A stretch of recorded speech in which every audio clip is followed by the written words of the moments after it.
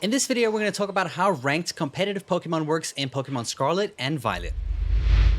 Now this is done online, and obviously you require a Nintendo online subscription. You do this at the Poke Portal, this screen over here. No doubt you've been here a few times, but this time you're going to the Battle Stadium, right over here. So in the Battle Stadium is where you'll be doing all your ranked competitive play. You will have to understand that your data is going to be shared, so if you're using hacked Pokemon or illegal Pokemon, you are probably going to get into trouble and banned from playing online. But in this area, you can do casual battles, ranked battles, online competitions, or rental teams. You can rent your team out, or you can rent somebody else's team with the use of a code, right? So once we go in here into ranked battles, you'll see here you have the option of doing single battles or double battles. You also have your Season 1 standings, or whatever season it is, on the right-hand side with also your ranking. I actually have not played a match just yet, so we're testing this out as we're playing. In terms of single battle, you get to pick 3 Pokemon to take in a battle from your party of 6. For double battles, you get to pick 4 Pokemon from your party of 6.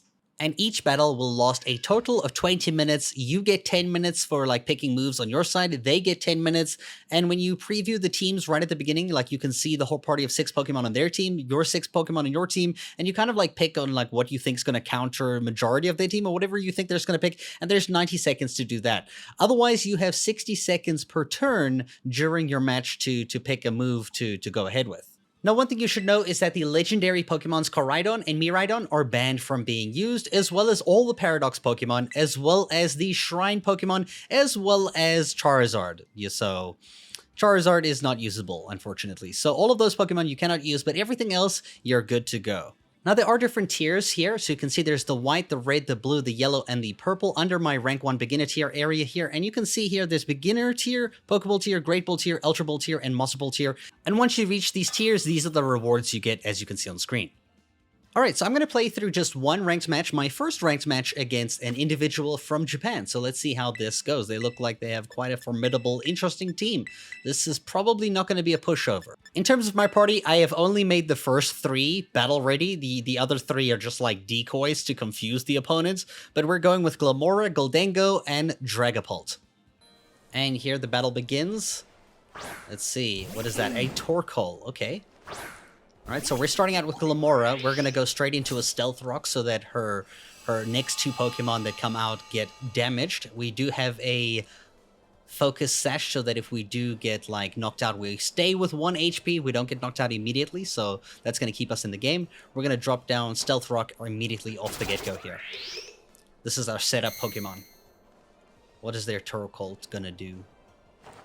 Looks like they're doing the same thing. We both have the same strategy, Torkoal. However, my Glamora is a lot faster than that Torkoal, so I'm pretty certain that I can probably get off a Mud Shot here that's going to be super effective against this. Let's see how much damage we can do here. Now, this isn't my attacking Pokemon. It's basically to stall and set up the rest of my team for success. Looks like we're going to get some damage out there, which is good. What move is going to happen on this side here? Eject Pack, so it's going to swap out, and something else is going to come out. And it's, something. It's Goldango. Okay, we're up against a Goldango. We also have one in our party, too, so this is going to be interesting. We can either go with Mud Shot or Memento. I feel like Mud Shot's going to slow down its speed, which is good, but Memento is also going to kill myself, but it's going to lower their attack and special attack. But I know they're probably going to go for Make It Rain because that's their strongest move. So I'm going to go with a Mud Shot here because I know I have the Focus Sash, and our Mud Shot is super effective.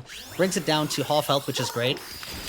We do take a hit from Make It Rain, but because we have the Focus Sash, we do not get fainted. We stay with 1 HP, which allows us to move again, which is very unfortunate for our opponent here because I don't know what they're going to do. We already have much.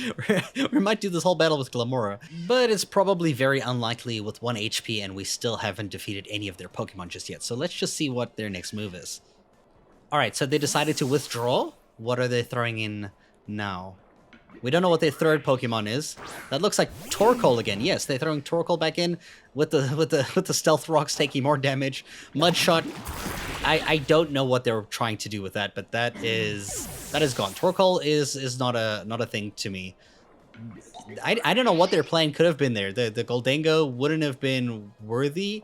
They're using the new Pokemon over here. What is this? It looks like Lilligant, I believe. A shiny Lilligant.